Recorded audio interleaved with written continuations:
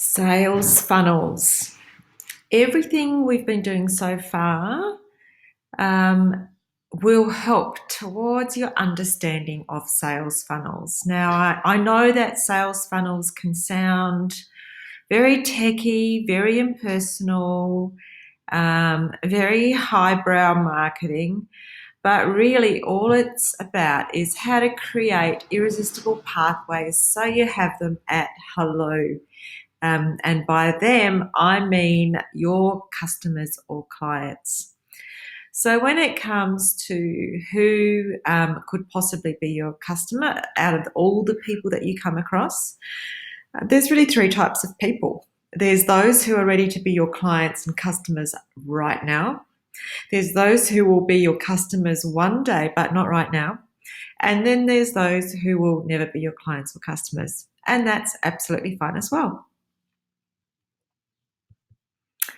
Now, out of those people that have kind of brushed against you or your business, that sounds a bit odd, but yes, against your business, um, only about 2 or 3% of those are ready to buy right now, which means that there's a vast majority of people that you need to start a relationship with in order for them to become your customers eventually. So it means you need to know how to start a relationship with those who are not ready, while getting those who are ready to buy to buy. Now, relationship building takes time in life and in business. People need a reason to invest in a relationship in the first place. So what you're going to be learning is an online process about how to do this.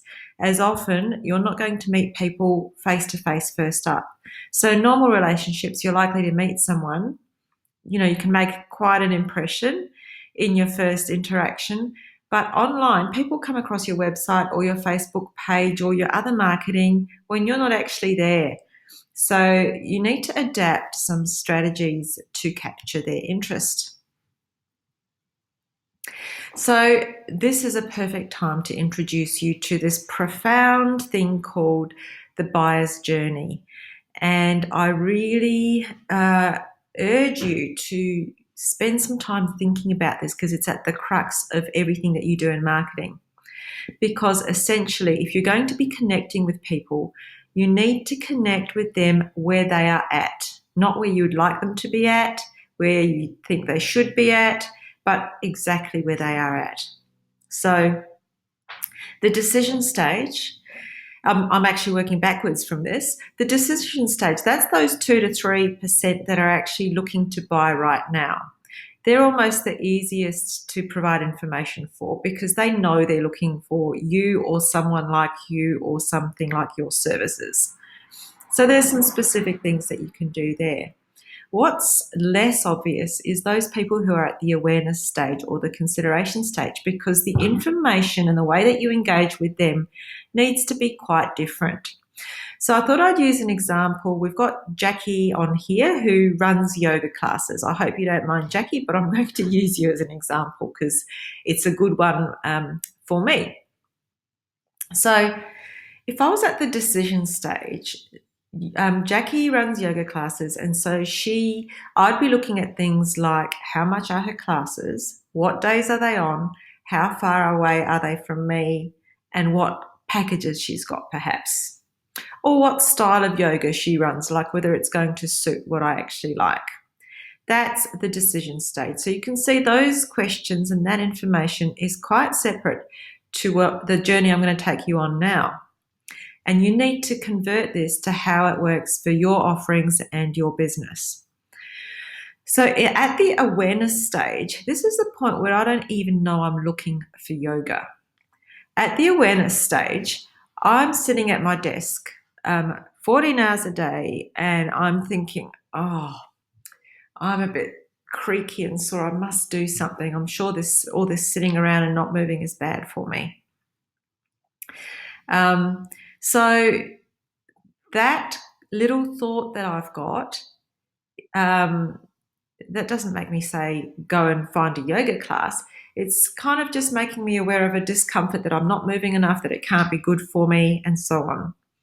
Now, the kind of thing that would attract me at that point is something that says, how to get, the most out of 5 minutes exercise when you are, sitting at the computer all day, for example. Now, that's probably not a very good example when it comes to yoga, but something that actually meets me more than halfway. It comes to me. The consideration stage, say, I already knew about yoga or had received some information about some exercise, and I went, say I downloaded that sheet about 5 minutes of exercises. So on that sheet, I could have something like these. If you enjoy these exercises, these are yoga exercises. They're low impact and all the good things that yoga is. And then I'm moving into the consideration stage. So I'm just thinking, maybe yoga is a good thing for me. That consideration stage can take quite a long time. I can be doing research online, and I'll be thinking, what kind of yoga is the right kind of yoga for me? Should I be using yoga? Is yoga something I should do or shouldn't do? For example, if I was pregnant, I'd be thinking, is that a form of exercise that I should be doing or not doing? And that then leads me into, okay, so I want to do yoga. This is when it moves into the decision stage. And it's at the decision stage, I'm going, well, what kind of yoga do I want? Do I want to do yoga with Jackie? When I had classes, that kind of thing. So people that come into contact with you will be somewhere along this continuum. And that's why you need to have information for them that's relevant to each of these stages. Otherwise, you're going to have an incredible volume of people coming to your site that are right at the decision stage for it to be worth your while. So your website needs information and workflows for all of these groups, and it's the workflows that sales funnels are all about. Everything for someone who wants to buy right now, and a way of engaging those who are not ready right now but could be in the future, with either some education or some nurturing. So people that are ready to buy right now need answers to any frequently asked questions that they may have. So in my case, it might have been, how much are your classes? Do you have packages? Do you have a free class? Where are your classes? Free trials or samples, instructions, how to get to your class, what to bring to the class, compared to alternatives. Why would I want to do your kind of yoga as opposed to, say, another yoga? But it's just as important to explore why people might not be ready to buy right now, because it's all about putting yourself in the buyer's shoes, their journey, not yours. You're on the path to help them along their journey, but you've got to know where they're at. So some of the reasons they might not have to buy right now is not understanding the value of what you're offering. Perhaps the timing's not right. Perhaps they don't have the budget, so they might understand the value but just can't afford it. Maybe they don't know or don't trust you. And perhaps it's just not a pressing need right now. They've got other priorities. And in many cases, they haven't linked their pain or discomfort to your solution. So let's look at these in a little bit more detail. We're going to start on focusing on people who aren't ready to buy right now, because they're the ones you really need to capture. Now, the way to do this is to offer value for free upfront.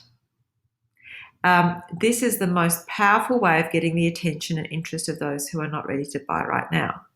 So what I'm going to be covering right now is some of those reasons why people aren't ready, so that you can pause this recording and start thinking about what type of information would be useful for people with those reasons for not buying right now. Number one, don't understand the value. So people who don't understand the value of what you offer it's often good to have an education focus about what you provide them with. Think of what they may be currently experiencing and having trouble with, and aim to connect with that. Now, for example, a lot of people don't understand, in my area, don't understand what goes into creating a website. They don't understand the value because they don't know what they don't know. They don't know how important it is to plan an online presence before they do anything. They don't know how much time it takes. They don't know how important it is to get proper branding and some other things in place. These things all take time and money. So if you start an education process, that starts to make the value a bit more obvious to your clients. You can also think of a common misconception and create information based around it that demonstrates value. What's another reason? The timing's not right. So you may want to offer something of value that will help them right now. So for example, I might be really interested in Jackie's yoga classes, and I've got all the information there, but I'm actually heading overseas for a month next week. So the timing's not right. So what can you put on your site that will capture people's interest and engage them even if the timing's not right for them? See if you can capture their emails anyway. There's a Tony Robbins thing online at the moment that is, I think it's 6 free lessons of something. And that's a way of getting on his list for people who aren't ready to do his big program right now, but it creates a value and a relationship right now. I'm getting something even though I can't go to his big event. Another reason, understanding value but can't afford it. So sometimes people will see the value in what you have, but they just can't afford it right now. So keep them in mind for special offers. Get them to sign up for special offers. Sometimes the value that you provide in all of these things that you're going to be creating, they may never be your customer, but they are great sources of referral. And I see it as a wonderful way to pay it forward. See what you can provide for free, because that really does put it back out into the universe as well. And one day they may afford it. It may just be they can't afford it this month or next month. So get their details and keep them on your list. Another reason is that they might not know you or trust you. And I don't mean that they just don't trust you, but if you don't know someone or haven't heard of them before, you're not going to trust them. And this makes me kind of think about a lot of clients who are in a very competitive space. I've got a few clients that are in quite a competitive space, and they've got their online presence and they think, my online presence just isn't doing quite enough for me. And really the issue is that there's just a lot of competition out there. So I say, you've got to make yourself visible. Now, so I would say to those people, imagine where you would be if you didn't even have an online presence. People wouldn't even know that you exist. So you need to become visible. That's how people get to know and trust you. You can't hide away behind a little rock and just pretend you're a going concern. You need to be doing things. So that's where things like blogging comes into it, having a Facebook presence and doing stuff online. Do stuff. Continue to gather testimonials. Offer value. So get out there. And I know we'll be talking about blogging another time, but that's one way of really getting people to see you out there doing things, even if they're not ready to buy from you, because it starts building, they see your face, put it that way. Now, another reason is that there's not a pressing need right now. So encourage them to stay in the loop somehow. Give them incentives to stay in the loop and offer something of low risk or low commitment. So I'm revamping my site at the moment, and I'm putting a downloadable on my homepage that actually doesn't ask for anything. It doesn't ask for an email. It doesn't ask for any contact details at all, because I just want them to engage with me. So on the downloadable, I'm going to have information apart from the value that's on the downloadable itself. I'll have information about how they can get in touch with me. But I want it to be really low risk and low commitment, because people sometimes at that very early awareness stage aren't going to give you their email address. That doesn't mean you don't provide something for them. Now, this is a very common reason. They have not linked their pain or discomfort to your solution. So I might have an aching back, but I'm not linking that at all at this point to doing yoga. That's the kind of thing I'm talking about.